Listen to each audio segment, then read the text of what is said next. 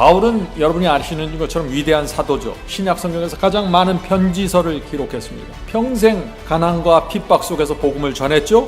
자, 그런데 이제 바울의 인생의 마지막 장면이 된 것입니다. 그러면 하나님께서 야, 너 참 고생 많았다. 이제 네 인생의 마지막 장면에서 좀 내가 특별한 휴가를 보내줄게 하고서 어떤 바닷가로 좀 보내주시면 얼마나 좋아요. 그게 아니라 이 바울의 인생 마지막에 가장 큰 핍박과 환난 속으로 바울이 들어가게 됩니다. 그리고 바울의 설교를 듣고 바울을 바라보았던 수많은 그 당시에 초대교회 교인들의 큰 시험 가운데 들어가는 것이죠.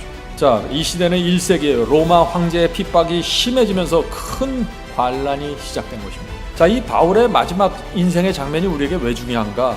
마지막 시대 우리 성도들은요, 이 예수께서 재림하시기 전에 큰 핍박과 환란을 통과하게 됩니다. 그때 이 교회에서 어떤 일이 펼쳐질 것인가 하는 것을 미리 볼 수 있는 것이 이 바울의 마지막 생애 이 장면입니다.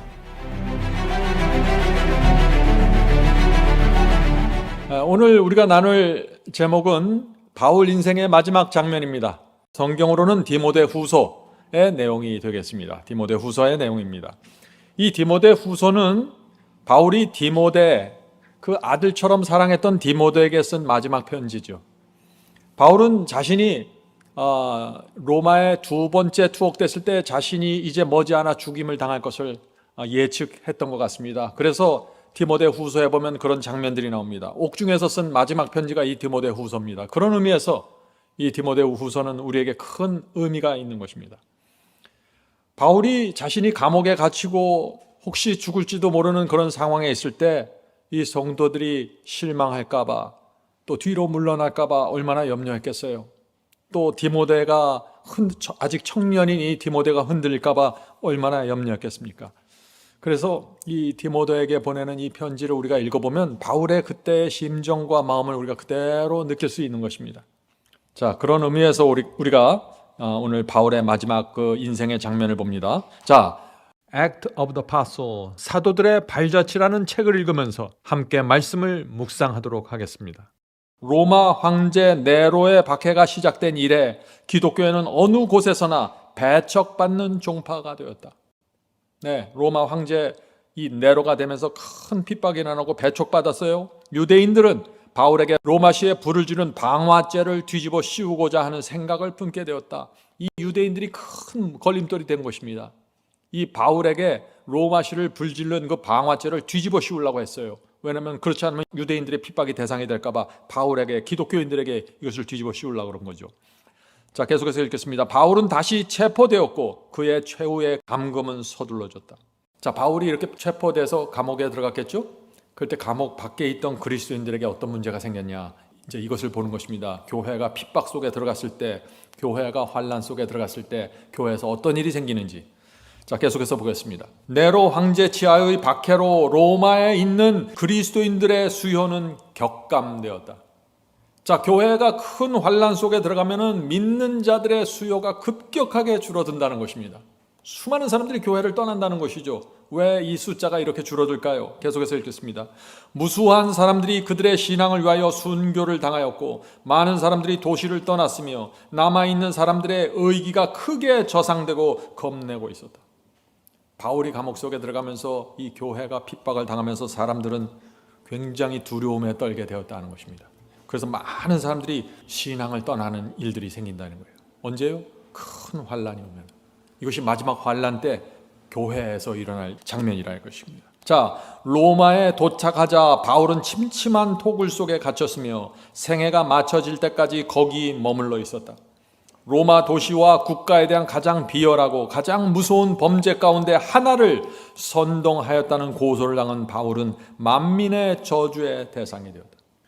이 바울은 조용히 아무도 모르게 핍박받다가 순교한 것이 아니에요. 로마 전체에서, 국가 전체에서 엄청난 비열하고 무서운 범죄자 취급을 당하는 것입니다. 마지막 때도 마지막 성도들에게 온 세상에 미움이 집중된다고 그랬어요. 온 민족에게 미움을 받게 된다는 것입니다. 자, 모든 사람들에게 미움을 받는다. 1세기에 그런 일이 있었다는 것이에요. 로마에서. 바울과 내가 가깝다, 난 바울을 지지한다 하면은 바울과 같은 취급을 받고 엄청난 위험 속에 들어가는 것입니다. 성도 여러분, 마지막 환란이 오면 어떤 일이 생길까요? 복음과 진리를 앞장서서 전해온 사람들이 먼저 체포되겠죠. 그리고 그때 하나님의 계명을 지키는 성도들은 큰 압박감을 느끼게 될 것입니다. 두려움을 느끼게 될 것이에요. 자, 그때 어떤 일이 일어날까? 앞으로 어떤 일이 일어날까? 우리가 1세기를 보면 안다는 것입니다. 1세기를 보면은. 자, 1세기에 어떤 일이 생겼을까요? 바울이 체포되고 감옥 속에 들어가면서 네로 황제의 큰 핍박이 왔을 때 어떤 일이 생겼을까요? 수많은 사람들이 바울을 떠났다고 했어요. 그 중에는 바울이랑 가장 가깝던 친구들도 떠났다는 얘기가 있죠. 자, 디모데후서 1장 15절 보겠습니다. 디모데후서 1장 15절. 아시아에 있는 모든 사람이 나를 버린 이 일을, 나를이 누구예요? 바울입니다. 아시아에 있는 모든 사람이 바울을 버린 이 일을 내가는 누군가요? 디모데죠. 내가 아나니 그 중에는 부겔로와 허모게네도 있느니라. 핍박을 견디지 못한 모든 사람이 다 떠났습니다. 가깝던 부겔로와 허모게네까지 버렸다고 했습니다. 바울을. 자, 바울이 이 이야기를 디모데에게 쓰는 것입니다. 그때 이 바울의 심정이 어땠을까요? 자기 주변에 있는 사람들이 다 떠나고 바울이 가장 도움이 필요할 그때 사람들이 사라져가는 것입니다. 그 후에 또 상황이 심각해지면서 또 한 사람의 유명한 사람이 또 떠나요. 그 사람이 누굽니까? 그 사람이 바로 데마입니다. 데마. 우리 잘 알죠? 골로새서 4장 14절에 데마에 대한 이런 이야기가 나옵니다. 골로새 4장 14절. 사랑을 받는 의사 누가와 또 데마가 너희에게 문안하느니라. 이 데마는 의사 누가와 함께 사역을 하던 아주 초대교회 지도자급에 속한 사람이었어요. 아주 바울하고도 절친한 관계입니다. 데마는 신실한 동역자였습니다. 그런데 바울이 두 번째 로마의 감옥에 투옥되자 그는 진리를 버리고 세상으로 돌아갔던 것입니다. 그것이 디모데후서 4장 10절에 나오죠. 디모데후서 4장 10절입니다. 데마는 이 세상을 사랑하여 나를 버리고 데살로니가로 갔고. 성도 여러분, 얼마나 슬픈 이야기입니까? 바울과 함께 누가와 함께 복음을 전하기 위해서 고생하면서 여기까지 왔는데 이 마지막 순간에 바울이 감옥에 들어가면서 희망을 잃어버리고 좌절해서 떠나버린 것입니다. 세상으로 떠나갔다고요. 세상을 사랑하여 나를 버리고. 참 얼마나 기가 막힌 얘기예요. 세상을 사랑하여 떠났다는 게 아니라 세상을 사랑하여 나를 버리고. 바울의 마음이 얼마나 아팠겠어요. 성도 여러분, 이런 상황이 일어나는 것입니다. 그래서 우리가 이 평안할 때 진리를 정확하게 붙잡고 충성하는 신앙이 없으면 견딜 수가 없는 거예요. 이게 1세기 때 바울과 제자들에게 직접 복음을 받았던 사람들도 바울이 그렇게 감옥소에 갇히고 체포되면서 바울이 느꼈을 때 모든 사람이 나를 버린 것 같이 느꼈다고요. 바울이 체포됐을 때 그의 나이가 젊은 나이가 아닙니다. 나이가 많았습니다. 오랜 수고와 병으로 쇠약해졌습니다. 로마 감옥은 습하고 동굴처럼 어두운 곳이었습니다. 바울이 인생에서 가장 도움과 필요가 절실했던 때 사람들이 떠나는 것입니다. 데마가 떠나고 동역자들이 떠나고 계속해서 떠나는 것입니다. 데마가 이 바울을 떠나서 세상을 사랑해서 떠났다고 그랬는데 이 데마가 세상에 나가서 얼마나 돈을 벌었겠어요? 벌면 성공을 했으면 얼마나 성공했겠어요? 남은 생애 동안 바울이 순교당하는 소문을 들었겠죠? 그리고 그 같이 예배드리던 수많은 사람들이 핍박을 당하고 순교당하는 소문을 들었을 것입니다. 그런 상태에서 데마가 마음이 편했겠어요? 성도 여러분, 진리를 버리고 넓은 길을 가는 거 행복한 길이 아닙니다. 참담한 것입니다. 남은 평생 동안 양심의 가책을 갖고 살아야 되는 것이 이 길입니다. 진리를 모르는 사람들 괜찮아요. 진리를 한번 알았고 빛을 받았는데 내가 세상의 마음을 뺏겨서 진리를 떠난다. 최악의 경우로 들어가는 것입니다. 바울은 디모데에게 보낸 편지에서 뭐라고 또 했는지 아세요? 누가만 남았다고 했어요. 누가만. 디모데후서 4장 11절입니다. 디모데후서 4장 11절. 누가만 나와 함께 있느니라. 그 아들처럼 사랑하던 이 디모데에게 자신의 마음을 다 표현하는 거예요. 누가만 나하고 지금 같이 남아있다. 이런 상황 속에서 바울의 마음에 큰 기쁨을 준 사람이 있다고 그랬어요.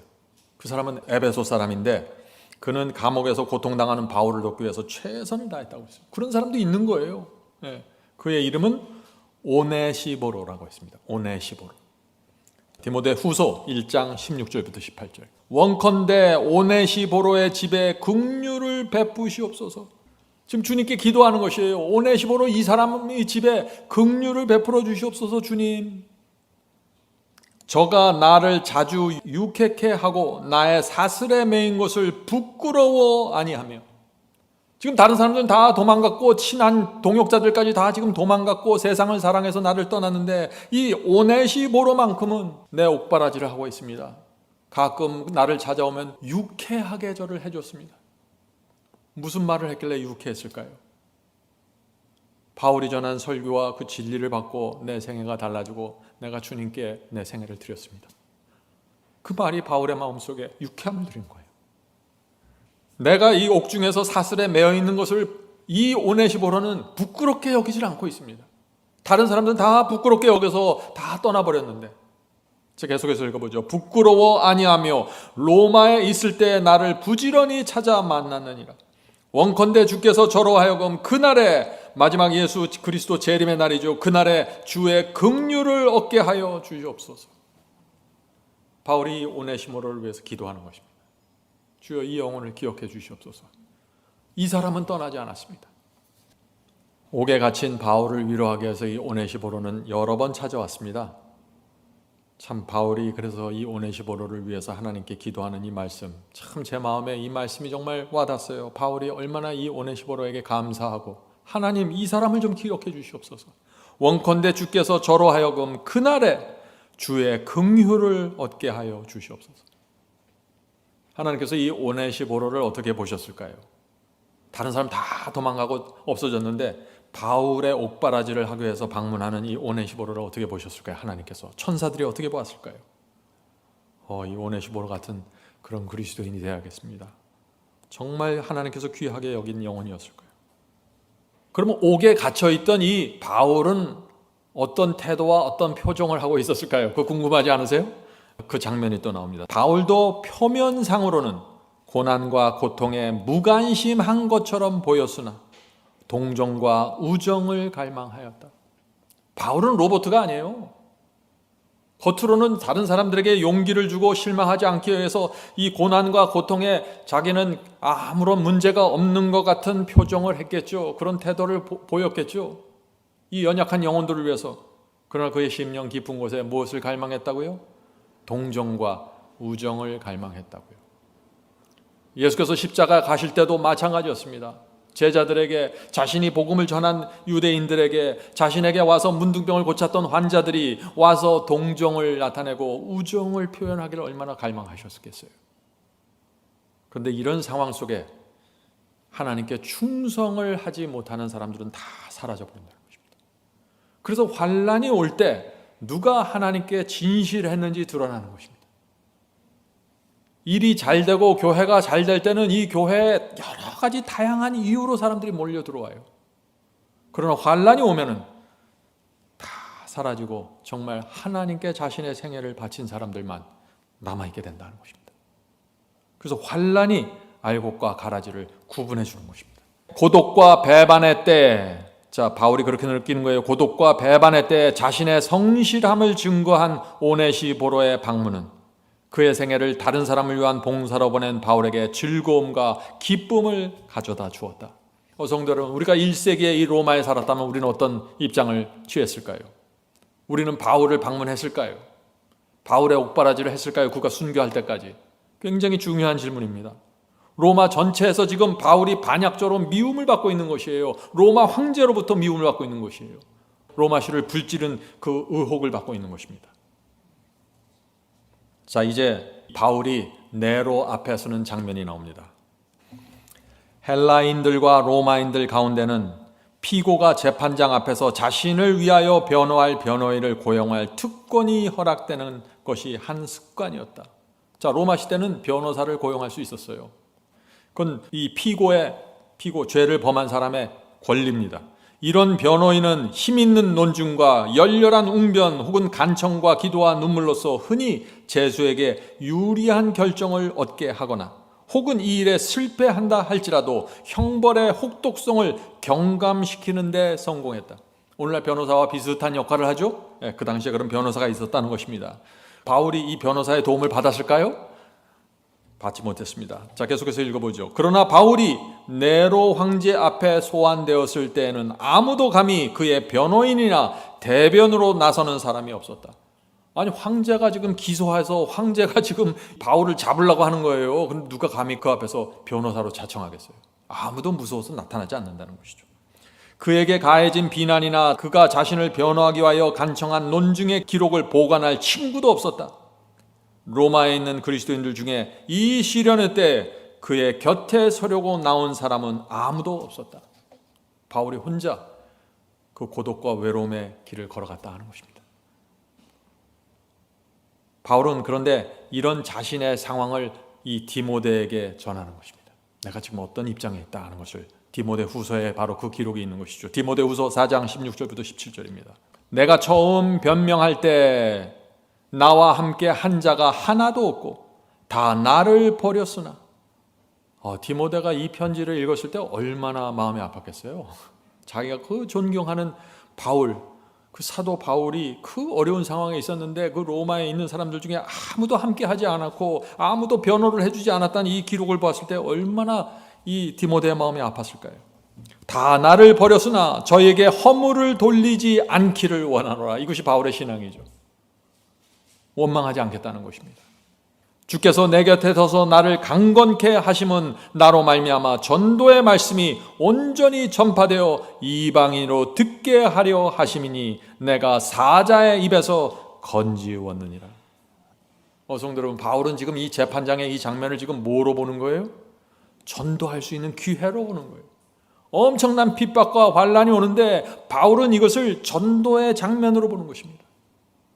마지막 환난이 일어났을 때 성도들에게 엄청난 무서운 핍박이 쏟아질 때 늦은 비 성령을 받은 사람들은 그 장면을 복음이 전파될 수 있는 마지막 기회로 보고 들어가는 것입니다. 이 네로 황제의 권력은요, 우리가 상상할 수 없는 수준입니다. 절대 권력을 갖고 있었어요. 말 한마디면 법입니다. 네로 황제의 그 권력에 대해서 이렇게 설명합니다. 우리가 이 네로 황제가 어떤 권력을 갖고 있었는가 하는 걸 알아야 바울이 입장이 정확하게 이해가 되는 거예요. 네로의 권위를 의심하거나 그의 뜻을 거스를 자는 한 사람도 없었다. 왕들은 그의 발 곁에, 네로 황제의 발 곁에 그들의 면류관을 벗어두었다. 강력한 육군은 그의 명령에 따라 행진하였고 그의 해군의 깃발은 승리를 거두었다. 지금 로마의 육군과 해군을 얘기하는 것이에요. 이 모든 군사들이 네로 황제의 말에 의해서 자꾸 움직인다는 것입니다. 그의 조상은 이 네로 황제의 조각상을 말하는 거죠. 조각상은 재판정에 세워졌고 원로원 의원들의 포고나 재판관들의 판결은 네로 황제의 뜻에 반향에 불과하였다. 네로가 원하는 대로 재판을 한다는 거예요. 지금 수백만 명이 그의 명령에 순종하였다. 네로의 명성은 세계를 진동하였다. 그를 불쾌하게 하는 것은 재산과 자유와 생명의 손실을 의미하였고 그의 얼굴이 찌푸림은 연병보다 더 무서웠다. 네로 황제의 권력이 아시겠죠? 이 네로 황제가 얼굴을 살짝 찡그리면은 옆에서 알아서 다 해주는 거예요. 그냥 죽일 사람은 죽이고 투옥할 사람은 투고 옆에서 다 알아서 해주는 거예요. 표정 하나로. 엄청난 권력이에요. 이 앞에 바울이 쓰는 것입니다. 아무도 이 변호해 줄 사람 없이. 바울이 신뢰한 분이 한 분 계셨는데 그분이 누구예요? 하나님을 믿고 들어간 것입니다. 자, 황제 앞에서 서 있는 이 바울의 모습을 한번 우리가 봐야겠죠. 돈도 없고 친구도 없고 변호인도 없는 노령의 죄수 바울은 네로 앞에 섰다. 황제의 얼굴에는 마음속으로부터의 격노한 감정의 수치스러운 기록이 있었고 이미 이 황제의 얼굴에 굉장히 안 좋은 표정이 있었다는 것이에요. 왜? 로마시가 불탔어요.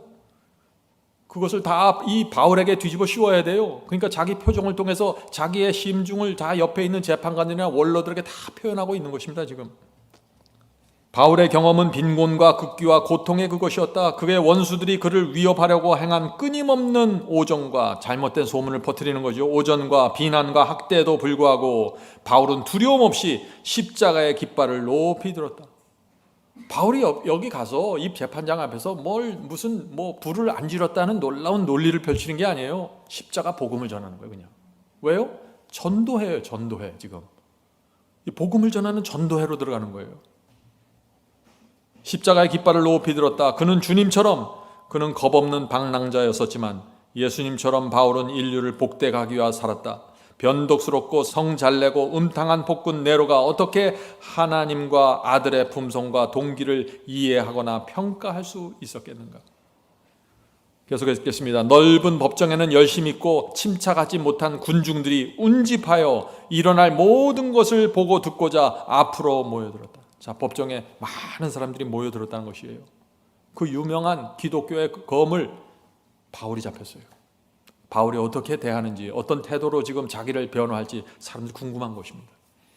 높은 사람들과 낮은 사람들이 다 거기에 있었고, 부자와 가난한 사람, 학식 있는 사람과 무식한 사람, 거만한 사람과 겸손한 사람이 모두 다 같이 생명과 구원의 길에 대한 참 지식이 부족했다.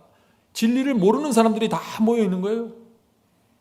유대인들은 바울에게 소요와 이단이라는 해묵은 비난을 퍼부었고, 유대인과 로마인은 모두 바울을 로마 도성에 불을 지르도록 선동하였다고 고소하였다. 그에게 이런 비난이 역설되는 동안 바울은 계속 침착함을 유지하였다. 백성들과 재판관들은 놀라움으로 그를 바라보았다. 그들은 많은 신문에 참석하여 많은 죄수를 보아왔으나 저희 앞에 있는 이 죄수처럼 거룩하고 침착한 모습을 가진 자는 결코 본 적이 없었다. 이 사람들은 이 바울의 얼굴과 표정과 태도에서 어떤 죄의 흔적과 비겁함을 보지 못했다고 하는 것입니다. 다른 죄수들하고는 너무나 달랐다는 것이죠.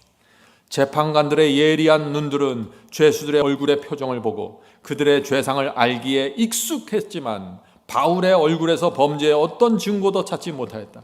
바울이 자신을 위하여 변호하도록 허락을 받았을 때 모두 깊은 관심을 갖고 귀를 기울였다. 이제 바울이 변호사가 없으니까 자기가 자기를 변증하는 것이죠. 바울이 무슨 말을 할까? 사람들은 다 귀를 걸었다는 것입니다. 자, 로마의 법에 의해서 기소당한 바울입니다. 기소당한 바울이 법정에서 이제 자기가 변호를 하는 것입니다. 바울은 의아해하는 군중 앞에서 십자가의 깃발을 높일 수 있는 기회를 가지게 되었다. 바울이 그의 앞에 모인 무리들, 곧 유대인들과 헬라인들과 로마인들과 여러 나라에서 온 사람들을 바라볼 때 바울의 영혼은 그들의 구원에 대한 열렬한 소망으로 분기된다. 참 놀라운 신앙 아니에요? 전혀 이 법정의 분위기와 따로 놀고 있는 거예요. 지금 바울은 그 사람들을 하나의 영혼들로 보는 것입니다. 네로도 영혼이고 원로원도 영혼이고 재판관도 영혼이고 수많은 유대인들과 자기를 죽이려고 하는 사람들이 다 영혼들이에요. 바울은 자기에게 지금 이 재판이 사형을 언도하려고 지금 재판관이 다 준비가 되어 있는데 영혼들을 보는 것입니다. 그래서 설교하는 거예요, 설교. 자, 바울이 무슨 설교를 했는가? 바울은 그를 둘러싼 위험들과 매우 가까운 것처럼 보이는 무서운 운명을 보지 않는다. 자기 앞에 있는 그 장면을 보지 않고 그 너머를 본다는 것입니다. 그는 죄인들을 위하여 하나님 앞에 단언하시는 중보자 예수님만을 바라본다. 예수 그리스도의 피로 구원을 얻어야 될 이 영혼들을 보는 거예요. 그리스도의 중보, 하늘 성소에서 이루어지는 그리스도의 중보를 보는 것입니다. 놀라운 이게 계시예요. 이게 계시의 눈으로 보는 거예요.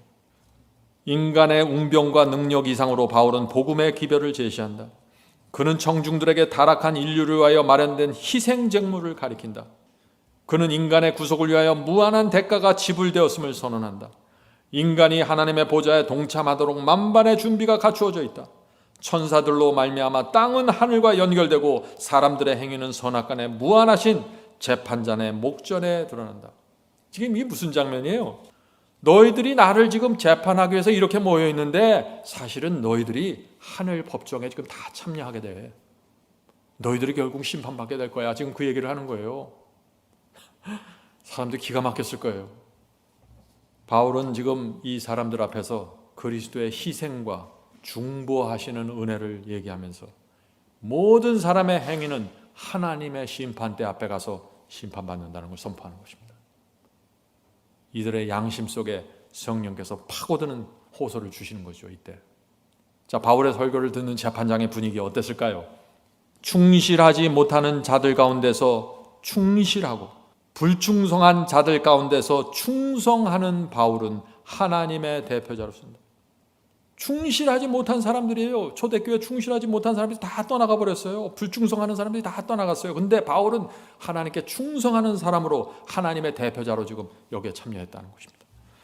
그의 음성은, 바울의 음성은 하늘의 음성과 같이 들려졌다. 말에나 외모에 두려움도 슬픔도 낙담도 없다. 무죄함을 의식함으로 굳건하고, 자기는 무죄하다는 것이죠. 양심이 떳떳하니까. 불을 지르지 않았잖아요. 남을 선동하지도 않았고 양심이 깨끗한 거예요. 무죄함을 의식함으로 굳건하고 진리의 갑옷을 입은 그는 그가 하나님의 아들임을 기뻐한다. 그의 말은 전쟁의 부르짖음이 들리는 승리의 함성과 같다. 그는 그가 일생을 바친 사업이 결코 실패할 수 없는 유일의 사업임을 선언한다. 지금 자기가 죽어가는 그 사형을 선고받기 전인데 자기는 승리할 것을 확신하면서 지금 설교하는 것이죠. 비록 그는 죽을지라도 복음은 죽지 아니할 것이다. 하나님은 살아계시고 그분의 진리는 승리할 것이다. 성도 여러분, 우리가 이런 신앙을 배울 수 있을까요? 이 바울의 이 모습을 통해서 우리가 하나님의 말씀을 어떤 태도로 받아야 되는지, 진리가 어떤 위치에 세워져야 하는지 잘 봐야 돼요. 재림신앙은 우리가 생각하는 것보다 훨씬 더 고결하고 훨씬 더 높이 서 있습니다. 우리의 표준과 우리의 스탠다드를 높이셔야 돼요. 여러분들이 과거에 다녔던 그 교회에서 가졌던 생각들 다 내려놔야 돼요. 그거 갖고는 이 재림신앙을 이해할 수 없습니다. 바울의 모습을 보는 사람들의 마음. 자, 바울이 설교할 때 사람들의 마음속에 어떤 일들이 생기는지 지금 그것을 말하는 것입니다. 바울을 바라본 많은 사람들은 그 얼굴이 천사의 얼굴과 같음을 보았다. 사도행전 6장 15절에 천사의 얼굴과 같은 것을 보았다는 것이죠. 사람들은 전에 이와 같은 말을 들어본 적이 결코 없었다. 그 말들은 가장 완고한 자들의 심금을 울렸다. 이 바울은 진리의 빛을 잘 모르는 사람들이에요. 하나님이 누군지도 잘 몰라요. 우상 숭배하는 사람들이에요. 이 사람들 앞에서 지금 그리스도의 십자가와 중보와 하늘의 심판을 얘기하는데 성령께서 이 말씀을 갖고 그들의 마음을 울리는 거예요. 이것은 인간의 논리가 아닙니다. 성령께서 그들의 양심을 책망하시는 것이죠. 분명하고 확신을 주는 진리는 오류를 무너뜨렸다. 후에 즐거움으로 이 빛을 따른 많은 사람들의 마음에 빛이 비추었다. 그날에 말해진 진리는 열국은 흐르고 모든 시대를 통하여 살아남을 것이며 그들에게 말한 입술이 순교자의 무덤에서 잠잠하게 될 때 사람들의 마음에 감화를 끼칠 것이었다. 바울은 결국 사형을 받고 순교해서 무덤에 들어가죠. 그러나 그의 설교는 계속해서 남아 있었다는 것입니다. 그 재판정에서 그들이 받았던 감화와 감동이 그들 마음속에 남아있어요. 진리가 무엇인지 정확하게 몰랐지만은 이들이 바울의 저 표정과 저 태도와 저 신앙이 도대체 어디서 오는 것인가? 하나님은 정말 살아계신 분이 아닌가? 도무지 우상 숭배자들 속에서는 볼 수 없는 그런 신앙의 모습이 나온 것입니다. 그때 네로 황제도 그 설교를 들었을까요? 그렇습니다. 네로는 어땠을까요? 네로 황제는 이때 들은 진리를 일찍이 들어본 적이 결코 없었다. 네로 황제 주변에는 전부 원로들이고 학자들이고 우상 숭배자들이고 아부하는 사람들로 가득 차 있었어요. 네로 황제 주변에 어떻게 바울과 같은 위대한 사람이 있을 수 있겠어요? 한 번도 본 적이 없는 모습을 보는 거예요. 지금 네로 황제가 자신의 생애의 중한 죄악이 그에게 그처럼 나타난 때는 결코 없었다. 이게 다 네로 황제가 세팅한 거거든요. 이게 전부 자기의 죄악이 다 드러나는 거예요. 지금 바울의 설교를 통해서 하늘의 빛이 죄로 더럽혀진 네로 황제의 심령을 꿰뚫었으며 그는 세계의 지도자인 그가 마침내 고소를 당하여 그의 행위가 공의로운 보험을 받을 심판을 생각하고 두려워 떨었다. 지금 재판장에 끌려나간 건 바울인데 바울은 떨지 않고 오히려 네로 황제가 떨었다고요. 자기가 나중에 하늘 심판대 앞에 설 것을 지금 생각하면서 떨고 있는 것입니다. 네로는 사도의 하나님을 두려워하여 아무런 증거도 없이 고소당한 바울에게 감히 형을 내릴 수 없었다. 두려운 느낌은 한동안 그의 피에, 바울의 피에 굶주린 정신을 제지시켰다. 그래서 처음 재판장에 끌렸을 때 네로가 이 재판장에서 사형을 선언할 수 없었습니다. 그래서 일단 감옥소에 놓고 다음으로 밀어버린 거죠. 그만큼 네로가 두려움을 느꼈다는 것이죠. 성도 여러분, 지금 재판장에서 어떤 일이 생긴 것입니까? 바울이 재판을 받으러 들어갔는데 그 자리에서 수많은 사람들이 그 자리에 모여있는 유대인, 헬라인, 로마인, 황제 다 앞에서 하나님의 심판 밑으로 들어가고 있는 것입니다. 무슨 얘기인가? 진리가 정확하게 선포되면서 성령께서 역사하실 때 그때 굴복하지 않은 사람들은요 다 떨어져 나가면서 하늘 심판 때 그대로 올라가게 되는 것입니다. 은혜의 시간이 맞춰지는 거예요. 어떤 사람들은. 무서운 일입니다. 하늘의 심판이 지나가고 있는 장면이에요. 그때 네로 황제의 은혜의 시간이 끝났다는 사실을 말하고 있는 것입니다. 한동안 범죄하고 그 마음이 완고한 네로에게 하늘이 열렸다. 하늘의 평화와 순결이 바람직하게 보였다. 그 순간 은혜의 초청은 네로에게까지도 확대되었다. 그러나 용서를 바라던 생각은 일순간에 불과했다. 양심의 가책을 느꼈어요. 성령의 호소를 들었습니다. 그런데 그것은 일순간에 그냥 지나쳐 버렸다고요. 그는 바울을 다시 그의 토굴로 데려가라는 명령을 내렸으며 하나님의 종에게 토굴의 문이 닫혀졌을 때 로마 황제에 대한 회개의 문도 영원히 닫혀졌다. 하늘에서 온 빛이 다시는 그를 둘러싼 흑암을 꿰뚫지 못하였다. 성도 여러분, 하나님의 은혜의 초청만 있는 것이 아니에요. 사탄도 옆에서 같이 활동하는 것입니다. 네로가 이 빛에 집중하지 못하도록 즉시 사탄이 와서 어둠으로 또 에워싸는 것이죠. 그래서 빛이 왔을 때 중요한 것입니다. 빛이 오고 성령께서 호소하실 때 그때 굴복하는 사람들, 그들이 하늘의 문을 열게 되는 것입니다. 자, 계속해서 보겠습니다. 얼마 후 네로는 하나님의 응보의 심판을 받아야 했다. 성 안에서 반란이 일어났고, 자, 얼마 후에 로마 이 시내에서 로마 궁에서 큰 반란이 일어나기 시작했습니다. 거리에는 네로 황제와 그의 모든 지지자들을 죽이려고 하는 분노에 찬 폭도들로 가득 찼으며, 불과 얼마 전만 해도 네로 앞에서 그 아부를 하던 그 많은 사람들이 이제 폭도로 변해서 네로 황제를 죽이려고 지금 달려든다는 것입니다. 그들이 신속히 왕궁에 접근하고 있다는 무서운 소식이 들려왔다. 이 위기의 때 네로는 자신이 신뢰하고 의지할 수 있는 하나님이 없었다. 위기의 순간에 그는 용기를 잃었다. 완전히 비겁하게 된 네로는 수치스럽게 또 도성에서 도망하여 몇 마일 떨어진 시골 별장에 피신하고자 하였으나 헛되었다. 그의 은신처는 얼마 후에 발견되었으며 추격하는 기마병이 가까이 접근했을 때 그는 한 종을 시켜 자신에게 치명적인 상처를 입히게 하였다. 이리하여 폭군 네로는 32세라는 젊은 나이로 죽었다. 성도 여러분, 이것이 마지막 빛을 받은 그 네로 황제도 마지막 기회가 있었다는 거예요. 바울 앞에 섰을 때 그에게 마지막 기회가 주어진 거예요. 그의 인생에서. 그걸 놓친 것입니다. 그 강력한 성령의 호소를 들으면서까지 바울이 자신의 생애를 돌고 마지막 나가는 그 법정에서 얼마나 집중해서 설교를 했겠어요. 놀라운 확신으로 설교를 했을 것입니다. 그 엄청난 성령의 감동을 거절하면서 네로 황제의 마지막이 들어간 것입니다. 성도 여러분, 우리 사람은 어차피 한 번은 죽습니다. 그런데 바울처럼 죽을 수도 있고 네로 황제처럼 죽을 수도 있다는 것입니다. 또 바울을 떠난 그 동역자들처럼 세상을 사랑해서 바울을 떠난 그 사람들처럼 살다가 또 죽을 수도 있는 거예요. 우리가 이 세상을 어떻게 살아야 될까요? 정말 이 바울의 마지막 장면을 살펴보면은 아주 진리가 분명하게 드러나게 됩니다. 우리가 어떤 신앙을 해야 될지. 자, 계속해서 보겠습니다.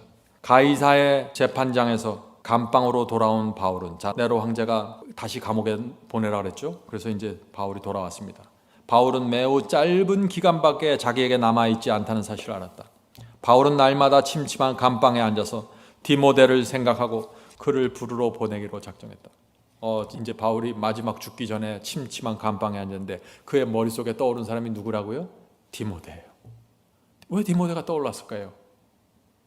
디모데를 불러야겠다. 내가 죽기 전에 디모데를 불러야겠다. 이렇게 생각한 것입니다. 자, 바울과 디모데는 매우 깊고도 강한 애정으로 연결되어 있었다. 디모데는 바울의 수고와 고통에 동참하였고 두 사람 사이의 우정은 더욱 강하고 깊고 거룩하게 자라서 마침내 디모데는 청년입니다. 청년 디모데와 연로하고 수고에 지친 사도와의 관계는 아들과 사랑하고 존경하는 아버지의 관계처럼 되었다. 바울이 외롭고 고독한 중에 디모데를 보고자 간절히 원한 것은 이상한 일이 아니었다. 바울이 왜 디모데를 간절히 보길 원했어요? 물론 깊은 애정이 있었겠죠. 아들 같은 청년이니까. 근데 이 바울은 자기가 주님께 받은 기별과 진리와 경험을 디모데에게 준 것입니다. 그래서 디모데를 부른 것이죠. 이 디모데는 바울이 정성을 들여서 가르친 청년 제자입니다. 그래서 바울이 죽으면 이 복음은 디모데를 통해서 이어져 가야 되는 것이에요. 그래서 이 디모데에 대한 이 바울의 애정은 특별한 거예요. 죽기 전에 꼭 만나야겠다는 것입니다. 자, 이제 바울이 이 디모데에게 무엇을 부탁했을까요? 계속해서 읽겠습니다. 사도 바울은 디모데에게 확고부동한 신앙의 필요성을 역설하였다. 지금 편지를 쓰는 거예요. 디모데에게 사도는 이렇게 편지했다. 내가 나의 안수함으로 내 속에 있는 하나님의 은사를 다시 불일 듯 하게 하기 위하여 너로 생각하게 하노니 하나님이 우리에게 주신 것은 두려워하는 마음이 아니요 오직 능력과 사랑과 근신하는 마음이니 그러므로 네가 우리 주의 증거와 또는 주를 위하여 갇힌 자 된 나를 부끄러워 말고 오직 하나님의 능력을 쫓아 복음과 함께 고난을 받으라. 지금 많은 사람들이 바울이 감옥에 갇히자 부끄러워했어요. 바울을 안다는 사실을 자꾸 숨기려고 한 거예요, 사람들이. 그래서 도망가 버린 거예요. 그런데 이 디모데 너는 내가 여기 갇혔다고 해서 부끄러워하지 말고 오직 하나님의 능력을 쫓아 복음과 함께 고난을 받으라. 너도 고난 받아야 돼. 그 얘기를 하는 것이에요, 지금. 그래서 고난을 피하는 자는 복음을 받을 수도 없고 전할 수도 없는 거예요. 자, 계속해서 읽어보죠. 바울은 디모데에게 그가 복음으로써 생명과 썩지 아니할 것을 드러내신 그리스도의 능력을 선포하기 위하여 거룩한 부르심을 받았다는 사실을 기억하라고 간청하면서, 자, 디모데에게 간청하는 거예요. 내가 이 복음을 위하여 반포자와 사도와 교사로 세우심을 입었노라. 이를 인하여 내가 이 고난을 받되 부끄러워하지 아니함은 나의 의뢰한 자를 내가 알고 또한 나의 의탁한 것을 그날까지 저가 하나님께서 능히 지키실 줄을 확신함이라. 바울의 간증은 분명하죠. 내가 의지한 자를 내가 안다는 것입니다. 내가 다메섹 도상에서 주님을 만난 이후 그때부터 지금까지 내가 의지해왔던 분이 누구인지를 나는 안다는 것입니다. 내가 의탁한 것을 마지막 날까지 하나님께서 능히 지키실 줄을 확신한다는 것입니다. 바울이 복음을 전한 모든 결과들이 눈앞에서 사라지는 것 같고 다들 도망가는 것처럼 보이지만 하나님께서 지키실 줄을 내가 믿는다. 성도 여러분, 우리 인생을 의지할 수 있는 분은 하나님이십니다. 우리가 그분께 부탁하고 그분께 간구하는 것들 별로 눈앞에서 이루어지지 않는 것 같지만 하나님께서 끝까지 지키시고 보존하시고 이루십니다. 그것이 하나님의 약속이에요. 초대교회 바울의 눈에는 다 도망가는 것처럼 보였어요. 가까운 동역자들까지. 그래서 복음이 12제자 중에 11제자가 죽었잖아요. 그래서 이 복음이 이대에 끝날 거를 생각한 거예요. 그러나 그 복음이 계속해서 이어져서 우리 손에까지 들어왔잖아요. 하나님은 능히 지키시는 하나님이시다. 이 바울이 이런 하나님을 믿었기 때문에 그의 신앙과 자세가 한결같이 가는 것입니다. 한결같이. 눈앞에 일어나는 상황에 매달리는 게 아니에요. 하나님의 약속과 그분의 능력을 보고 믿음으로 바라보고 가는 거죠. 자, 계속해서 보겠습니다. 오랜 봉사의 기간 내내 구주께 대한 바울의 충성심이 흔들린 적은 결코 없었다. 그는 어디 있든지 얼굴을 찌푸린 바리새인들 앞에서나 로마 관인들 앞에서나 루스드라에서 경로한 폭도들 앞에서나 마게도냐 감옥 속에서 죄를 깨달은 죄인들 앞에서나 파선한 배 위에서나 그는 그가 옹호하고 있는 이 복음 사업을 결코 부끄러워하지 않았다. 사업이 잘 되나 선교가 안 되고 뭐가 잘 눈앞에 일어나는 어떤 일이 생기더라도 부끄러워하지 않았다고요. 아, 내가 이 길을 가는 것이 맞는가? 내가 정말 제대로 가는 거야? 후회하지 않았습니다. 하나님을 의지했고 그분께서 반드시 이루실 것을 믿고 가는 것입니다. 믿음이에요, 이것이. 믿음. 바울의 생애의 한 큰 목적은 한때 자기가 멸시하였던 그리스도를 섬기는 것이었다. 자기가 살아있을 때 다메섹 동에서 예수님을 만나기 전에 그리스도를 죽이려고 쫓아다녔잖아요. 제자들 죽이려고 쫓아다녔고 그 자신의 그 과거에 있었던 그 모든 것을 회개하면서 하나님을 섬기기로 결정하고 이게 진짜 빚진 자의 심령이죠. 어떠한 반대나 핍박도 그를 이 목적에서 떠나게 할 수 없었다. 노력으로 굳세게 되고 희생으로 순결하게 된 그의 신앙은 그를 붙들어주고 그에게 힘을 돋구어 주었다. 성도 여러분, 우리 신앙에 노력이 필요합니까? 필요하죠. 희생이 필요한가요? 필요해요. 그거 행함으로 말미암는 의예요. 당연히 있어야 돼요. 바울이 여기 말했죠. 노력으로 신앙이 굳세게 되고 희생으로 그 마음이 순결하게 됐다고. 그런데 이 말을 오해하면 안 돼요. 그러니까 내가 노력을 열심히 하면 신앙이 더 좋아지고 희생을 열심히 하다 보면 또 내 마음이 순결하게 되겠구나. 이게 그 말이 아니죠. 무슨 말이에요 이게? 정말 우리가 하나님을 믿고 의지하면은 불굴의 정신을 갖고 노력하게 된다는 거 아니에요. 우리가 정말 하나님을 믿으면, 정말 우리가 하나님을 믿으면 희생하게 된다는 거 아니에요. 그래서 하나님을 믿고 그분의 감사와 충성하는 마음으로 이렇게 불굴의 정신으로 노력하고 희생하면서 살면은 어떻게 돼요? 모든 것이 열매로 풍요롭게 이루어진다는 것입니다. 유신 믿음으로 말미암는 의 아닌가요? 바울은 계속하여 이렇게 말했다. 내 아들 디모데야, 그러므로 내가 그리스도 예수 안에 있는 은혜 속에서 강하고 내가 많은 증인 앞에서 내게 들은 바를 충성된 사람들에게 부탁하라. 저희가 또 다른 사람들을 가르칠 수 있으리라. 무슨 얘기예요? 네가 내게 배운 것들을 많은 사람들에게서 전해다오. 그러면 그 들은 사람들이 또 다른 사람들에게 가르치게 될 거야. 내가 그리스도 예수의 좋은 군사로 나와 함께 고난을 받을지니. 이게 디모데에게 보내는 마지막 편지예요. 자, 계속해서 읽겠습니다. 디모데에게 보내는 최후의 편지에서 바울은 젊은 교역자 디모데 앞에 높은 이상을 제시하고, 네가 전해야 그 다음 세대가 나타난다. 그러면 그 다음 세대도 또 너처럼 전할 거야. 이게 지금 바울이 얘기하고 있는 것이죠.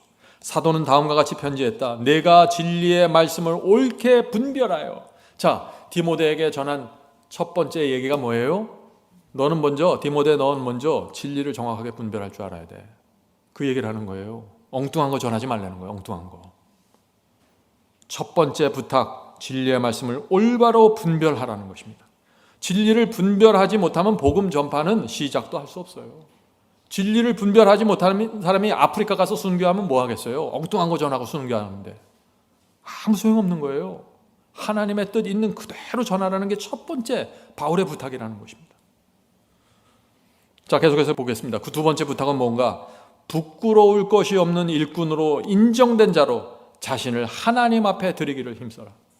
두 번째 부탁이 뭐예요? 네가 진리를 정확하게 분별하냐? 그러면 네 마음과 생애를 하나님께 바치라는 것입니다. 부끄러워할 것이 없는 종으로 살라는 것이에요. 네가 전하는 복음대로 살라는 것입니다. 바울은 디모데에게 전도자로서 가져야 할 덕목을 이제 계속해서 얘기합니다. 이런 것들을 얘기하는 거예요. 또한 네가 청년의 정욕을 피하고, 자, 지금 디모데는 젊은 청년이에요. 그래서 이 젊은 시절에 빠질 수 있는 이 시험, 정욕의 시험을 피하고 주를 깨끗한 마음으로 부르는 자들과 함께 의와 믿음과 사랑과 화평을 추구하라. 지금 네 가지를 추구하라고 얘기하죠. 의와 믿음과 사랑과 화평. 진리를 정확하게 전하면서 이 네 가지를 같이 갖고 가라는 것입니다. 어리석고 무식한 변론을 버리라. 사람들과 어리석고 정말 바보 같은 걸 변론하지 마. 이제 그 얘기하는 거예요. 어리석고 무식한 변론을 버리라. 이에서 다툼이 나는 줄을 아니라. 쓸데없는 변론하지 말라는 거예요. 진리를 정말 사모하는 사람들에게 복음을 전하지, 진리에 관심도 없는 사람들하고 자꾸 만나서 다투지 말라는 것이죠. 마땅히 주의 종은 다투지 아니하고 모든 사람을 대하여 온유하며 가르치기를 잘하며 참으며 거역하는 자를 온유함으로 징계할지니. 징계는 해야 돼요. 그런데 온유함으로 하라는 것입니다. 곧 하나님이 저에게 회개함을 주사 진리를 알게 하실까 함이라. 이 바울의 이 말씀을 가만히 읽어보면은 정말 이 디모데에게, 또 우리 지금 이 시대에 살아가는 우리에게 바울이 뭘 말하고 싶은지 정확하게 나타나 있습니다. 자, 계속해서 보겠습니다. 바울은 교회에 침투하는 거짓 교사들에 대하여 디모데에게 경고했다. 진리를 분별하라고 하면서 거짓 교사에 대해서 거짓 교사를 경고하라고 얘기하는 거예요. 진리가 흔들리면 큰일 납니다. 진리가 흔들리면 큰일 나요. 진리가 정확하게 세워져야 그 다음이 있는 것이에요. 자, 디모데에게 이렇게 경고했습니다. 악한 사람들과 속이는 자들은, 자, 여기서 악한 사람들, 속이는 자들은 전부 진리를 비틀고 왜곡시키는 이런 사람들을 말하는 것이죠. 속이는 자들은 더욱 악하여져서 속이기도 하고 속기도 하나니 그러나 너는 배우고 확신한 일에 거하라. 내가 너에게 준 가르침 있지? 그 진리에 그대로 거해. 딴 데 쳐다보지 말고. 이 얘기하는 거예요. 나는 예수님께 받았어. 나는 그것을 너에게 그대로 전해줬어. 너 정확하게 거해. 딴 데 쳐다보지 말고. 지금 바울이 그렇게 얘기하는 거예요. 너는 배우고 확신한 일에 거하라.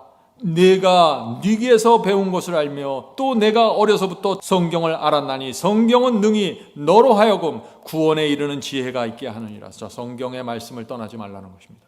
아무리 어떤 일이 생겨도 성경 말씀을 흔들지 말라는 것이죠. 구원에 이르는 지혜가 있게 하느니라. 모든 성경은 하나님의 감동으로 된 것으로 교훈과 책망과 바르게 함과 의로 교육하기에 유익하니 이는 하나님의 사람으로 온전케 하려 함이니라. 하나님의 말씀, 성경 말씀은 하나님의 감동으로 기록된 거다. 네가 이것을 지키고 그대로 순종하고 나고 말씀을 붙잡고 가면은 이것이 하나님의 사람이 되는 것이고 온전케 되는 거야. 성도 여러분, 온전케 된다는 게 뭐예요? 하나님의 말씀이 올 때 굴복하고 붙잡는 거예요. 성령께서 호소하실 때 굴복하고 붙잡는 거예요. 그게 온전케 되는 거예요. 다른 게 아니에요. 자, 이 복음을 전하는 것은 정말 어려운 일입니다. 이게 쉬운 일이 아니에요. 복음을 받고 이해하고 따라가는 것도 어려운 일이에요. 자, 복음을 전할 때요, 거짓 선지자들이고 죄가 들어오면은 이 책망을 해야 돼요. 그런데 동시에 책망을 하면서 동정과 친절과 온유함이 같이 있어야 된다는 것이죠. 이 두 개가 양면이 같이 가야 된다는 것이에요. 왜 그래요? 그 사람을 구원하기 위해서 그러는 거예요. 구원해서. 그냥 미워서 내치는 게 아니라 호소를 하는 것이죠. 죄를 버리고 승리하라는 복음을 받으면은요, 우리가 죄에 대한 지각이, 아주 죄에 대해서 양심이 예민해집니다. 그죠? 진리를 알고 승리하라는 복음을 받으면은 우리 양심이 예민해져요. 그리고 죄를 버리고자 하고 거절하고자 하는 그런 믿음을 갖게 돼요. 근데 그것만 갖고 있으면 안 된다는 거예요. 또 다른 한편에 자비와 동정의 정신을 나타내야 된다. 왜? 내가 이해하고 내가 깨달은 의와 내가 깨달은 진리대로 살지 못하는 형제 자매들이 내 주변에 있기 때문에 그런 거예요. 그래서 내 자신에 대해서는 진리를 정확하게 세우지만 내 형제들에서 대해서 항상 자비와 동정의 정신을 갖고 있어야 된다. 그러나 진리를 또 타협하면 안 된다는 것이에요. 죄를 범한 자에 대해서는 가혹하지 말아야 됩니다. 그러나 죄에 대한 분명한 경계가 세워져야 한다는 것입니다. 이해가 되신가요? 이 두 개가 같이 가야 되는 것입니다. 이 신앙의 두 가지 다른 양면을 함께 가져가는 것 굉장히 중요해요. 우리가 인내와 사랑이 필요하죠. 그러나 또한 죄에 대해서 지나치게 관용하면 안 됩니다. 어떤 사람들은 죄에 대해서 지나치게 관용해요. 자기가 뭔데 그렇게 지나치게 관용해? 하나님의 말씀 안에서 관용해야지. 그렇잖아요? 조심해야 돼요. 죄에 대하여 지나친 관용을 나타내므로 하나님의 의가 무너지지 않도록 해야 된다. 그러나 동시에 온유하고 자비로 하라는 것입니다. 저도 참 이런 성품을 갖기 위해서 늘 기도합니다. 근데 이것이 가능하려면 어떻게 돼야 되냐? 일단 진리가 정확하게 내 마음에 새겨져야 돼요.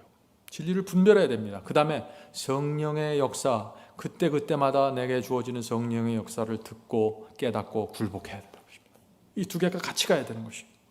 죄를 범하고 복음을 무너뜨리는 사람에 대해서 선을 베푸는 사람들이 있어요.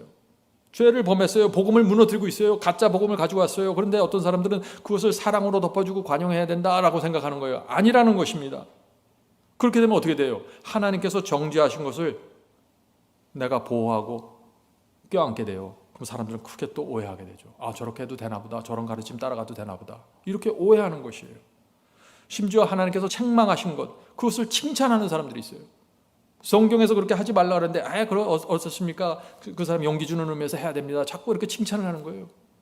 그래서 표준이 자꾸 혼돈이 되는 거예요. 왜 이런 교회 안에서 왜 이런 일들이 생길까요? 진리와 성령 이 둘 다가 필요한 것입니다. 진리를 정확하게 붙잡아야 되고 성령의 역사로 내 심령이 가면 어떻게 돼요? 내 마음이 성령의 역사에 의해서 부드러워지고 온유해지고, 그래서 진리를 정확하게 세우면서 그 영혼을 부드럽게 대하고 동정하는 이 두 가지가 같이 가야 된다. 참 어려운 거죠. 이것이 필요한 것입니다. 자, 계속해서 보겠습니다. 바울은 디모데에게 이렇게 선언하였다. 때가 이르리니 사람이 바른 교훈을 받지 아니하며. 자, 바울이 네가 앞으로 진리와 복음을 전할 때 이런 일들이 생길 거야, 교회 안에서.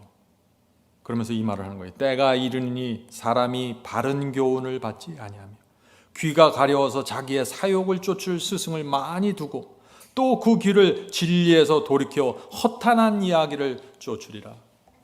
지금 바울이 말한 이 사람들은, 이 귀가 가렵고 이 허탄한 얘기 쫓아다니는 사람들은요, 불신자들이 아니에요. 교회 안에서 하나님을 믿는 사람들 속에 이런 사람들이 생겨날 거야. 앞으로 조심해.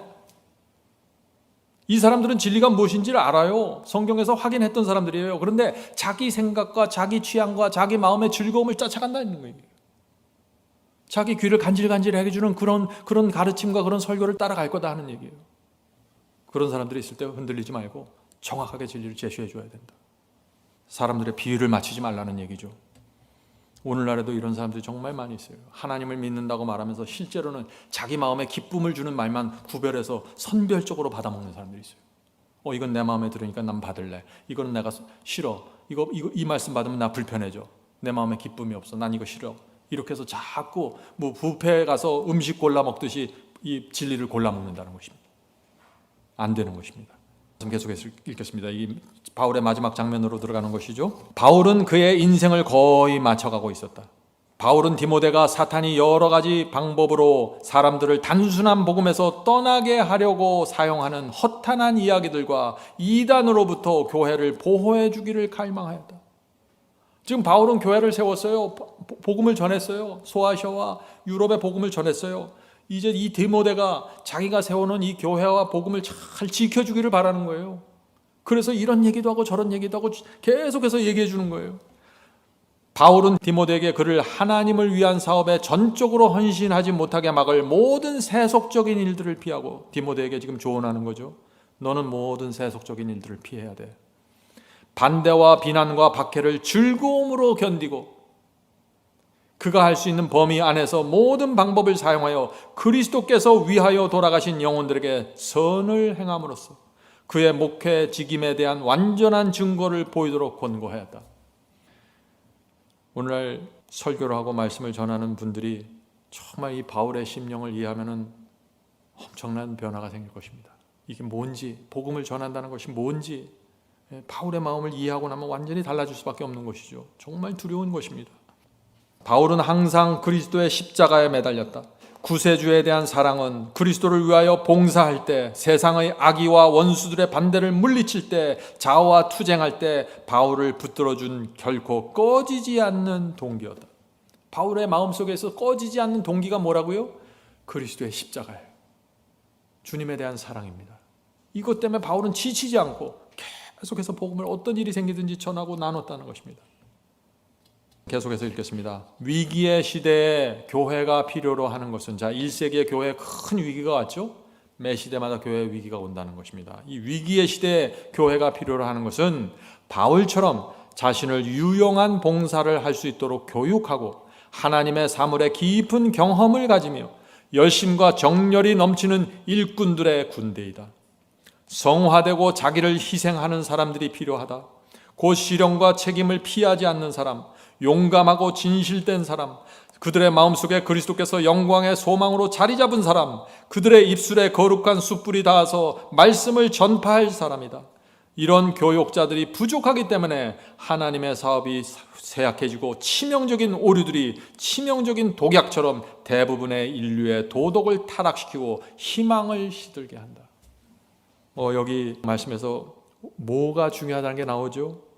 시련이 올 때 책임을 회피하지 않는 사람, 그런 사람이 필요하다는 것입니다.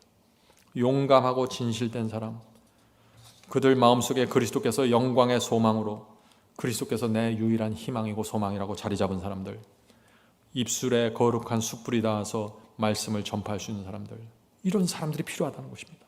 계속해서 읽겠습니다. 충성스럽고 수고에 지춘 기수들이, 자, 믿음의 이 충성스럽게 복음을 전하고 수고에 지친 나이 많은 기수들을 얘기하는 것입니다. 이 기수들이 진리를 위하여 그들의 생명을 바치고 죽어가는 이때 누가 그들을 대신할 것인가? 지금 제자들이 다 죽어가고 있어요. 장로들이 나이가 많아서 지금 머리가 허해져 가고 있습니다. 근데 누가 이런 위기의 상황에 다음 세대가 나타나서 누가 지금 이 복음을 전할 것인가, 지금 그 얘기를 하고 있는 것이죠. 이 시대의 청년들은 그들의 조상들의 손에서 거룩한 사명을 넘겨받을 것인가? 그들은 충성스러운 선구자들의 죽음으로 생긴 공백을 메꾸기 위하여 준비하고 있는가? 늙은 장로님들과 제자들과 사도들이 죽어가서 공백이 생겼다는 것입니다. 초대교회. 이것을 채울 수 있는 사람들은 젊은 청년들이라는 것입니다. 이들이 준비되어 있는가? 지금 그것을 얘기하는 것이죠. 지금 이 시대도 마찬가지예요. 정말 재림신앙을 이해하고 있던 젊은 이 세대가 다 늙어서 머리가 흰머리가 나서 지금 많이 돌아가셨고 늙어가고 있습니다. 엄청난 진리의 공백이 생길 것입니다. 의의 경험에 공백이 생길 거예요. 이걸 누가 메꿀 것인가 하고 호소하는 것입니다. 지금 청년들을 노리고 있는 이기심과 야망의 자극 속에서도 사도의 명령을 받아들이고 의무의 부르심에 응답할 것인가? 바울이 디모데에게 바로 이 부탁을 남기고 떠난 것입니다.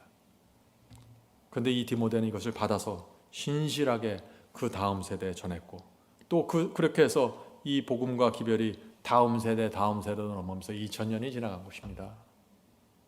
그리고 그게 저와 여러분의 손에 들어온 것입니다. 우리도 이제 이것을 내 생애와 마음으로 경험하고 받아서 또 다음의 세대에게 전달할 의무가 있다는 것입니다. 그렇지 않으면 끊어지니까. 나에게 와서 끊어진단 말이에요, 이게. 성도 여러분, 이 하나님과 사탄의 전쟁이 어떻게 벌어지고 있는지 잘 보셔야 돼요. 제가 늘 얘기하지만은 이 복음이 전달되고 전파되는 이 모든 과정에 하나님의 깊은 역사가 있는 것입니다. 디모데후서 마지막 장면에서 다시 바울이 디모데에게 기가 막힌 얘기를 합니다. 디모데후서 4장 21절입니다. 겨울이 되기 전에 너는 어서 오라. 추워지기 전에 디모데야 나를 방문해다오. 이제 겨울이 되기 전에 바울은 자신이 죽을 것을 예감하고 있었죠. 그 전에 디모데를 보고 싶다는 것입니다. 성도 여러분, 오늘 말씀을 들으실 때 성령께서 여러분에게 무엇을 말씀하셨나요? 바울의 이 마음과 신앙이, 또 그가 갖고 있는 고민과 그가 마음에 갖고 있었던 어려움이 무엇인지 우리가 봐야 됩니다. 또 바울이 넘겨주고자 했는 신앙이 무엇인지 우리가 봐야 되는 것이죠. 성령께서 우리 눈을 열어주셔서 정말 성경이 말하는 복음과 신앙이 무엇인지 우리가 보게 되기를 간절히 바랍니다. 하늘에 계신 아버지, 디모데에게 자신이 받은 기별과 진리와 경험을 넘겨주고자 하는 이 바울의 마음을 볼 때 저희 마음에 바울의 생애가 펼쳐집니다. 바울의 생애 마지막 장면에서 있었던 그 바울의 간절함을 저희가 느낄 수 있도록 도와주시옵소서. 하늘에 계신 아버지, 저희가 바울의 신앙을 이해하고 바울이 가졌던 마음의 부담과 복음을 이해할 수 있도록 도와주시옵소서. 그래서 이 마지막 시대에 저희가 부족하지만 저희의 인생에서 바울이 전했던 그 복음이 나누어지고 세워질 수 있도록 축복해 주시옵소서. 하늘에 계신 아버지, 주께서 이 교회를 세워주셨습니다. 많은 곳에서 여러 교파에서 있는 곳을 떠나 여기까지 왔습니다. 주여, 이제 바울의 복음을 나눠서 받길 원합니다. 주여, 나눠주시고 경험으로 인쳐주시옵소서. 그래서 우리의 다음 세대에게, 우리가 줄 사람들에게 정확하게 넘겨줄 수 있도록 도와주시옵소서. 예수님의 이름으로 간절하게 기도드립니다. 아멘.